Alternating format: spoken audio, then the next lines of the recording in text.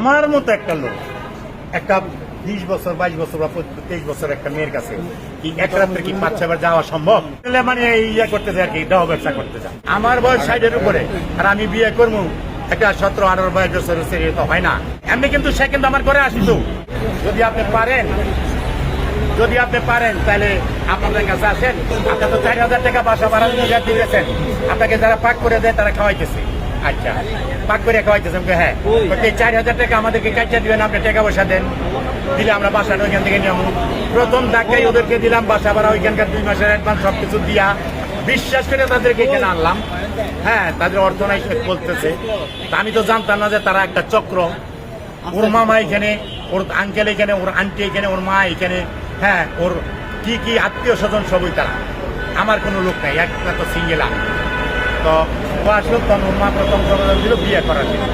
আমি বললাম যে এটা হয় না, কারণ আমি এখন বিয়ে করবো না। আর দেখি আমি চিন্তা ভাবনা করি, আমি বিয়ে করবো, মেয়ে পাইতে হইব না। তখন ওনারা বললো যে আপনি বলেন, দেখেন যদি করেন তাহলে আমাদের কাছে আমরা কথা বলবো। আমি বলে আচ্ছা দেখি, কয় যে আমার মেয়ে আর বিয়ে। আমি বলে এটা সম্ভব না। কেন সম্ভব না? আমি বল না, আমার বয়স 60-এর উপরে, আর আমি বিয়ে করবো একটা 17-18 বছরের ছেলে তো হয় না। ওরা কই কেন হয় না? আমরা যদি বিয়ে দিই এবং মেয়ে যদি ইচ্ছা করে বিয়ে হয় তাহলে আপনি করবেন না কেন? আমি কই না, তারপরে এখানে কিছু কিন্তু আছে, দেখি আমি জিজ্ঞাসা। তখন মেয়ের একদিন ডাক দিলাম, ডাক দিয়ে এমনি কিন্তু সে কিন্তু আমার ঘরে আসিত। আচ্ছা, কিন্তু সে আমার শোভা ছিল, শোভা এই জায়গাতে বসে থাকতো, আমি খাটে বসে থাকতাম, বাট এছাড়া অন্য কোনো কথা তার সাথে আমি বলি। তখন ওরা আমি জিজ্ঞাসা করলাম যে তুমি যে এমন এমন তোমার আম্মা যেটা বললো, তুমি এরা কতটুকু? আমাকে একটা দিন সময় দেন। আমি একদিন সময় দিলাম। একদিন সময় দেওয়ার পরে ভাবলাম যে ওরা কি করে। তখন পরের দিন সন্ধ্যার সময় মেয়েটা আসলো, আইসা বললো যে ঠিক আছে আমি যাইতে পারি, একটা শর্ত। কি শর্ত? যে আপনার কাছে তো টাকা টোকা আছে। হ্যাঁ টাকা আছে। কিভাবে আছে? আমি প্রধানমন্ত্রী জানতে বলছি আমি 5,000 টাকা পাইছি এবং অন্য অন্য জায়গা থেকে আমি টাকা পয়সা কালেক্ট করছি, জানা কি আমার হাতে রাখছি, আমি ব্যাংক অ্যাকাউন্ট করি নাই। যে এই 5 লক্ষ টাকা প্রধানমন্ত্রী এটি ব্যাংকের থেকে আমি উঠে নিয়ে আসছি। তো এইভাবে ভেবে মনে করেন আমার কাছে প্রায় 18-19 লক্ষ টাকার মতো ছিল আর কি।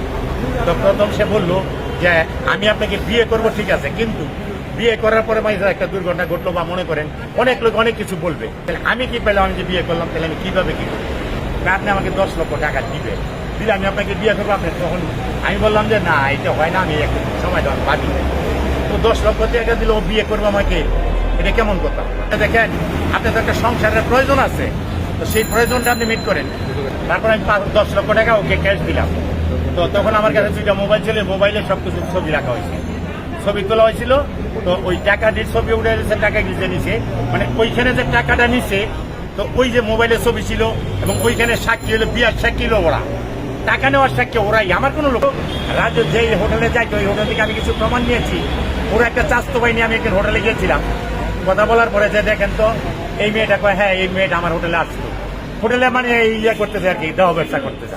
আচ্ছা, অভিযোগ সে আনতেই পারে, তার মুখ আছে, সে বলতেই পারে, তাই না? কিন্তু এখানে আপনারা দেখেন যে আমার বয়স 68, আর এখন আমার মতো একটা লোক একটা 20 বছর 22 বছর বা 23 বছর একটা মেয়ের কাছে কি এক রাত্রে কি 5-6 বার যাওয়া সম্ভব? এগুলি বলতেছে, এখন সে বাঁচার জন্য এগুলি বলতেছে, এগুলি বলতেছে কিভাবে তারা বাঁচবে এখন শিখানোর কথা বলতেছে।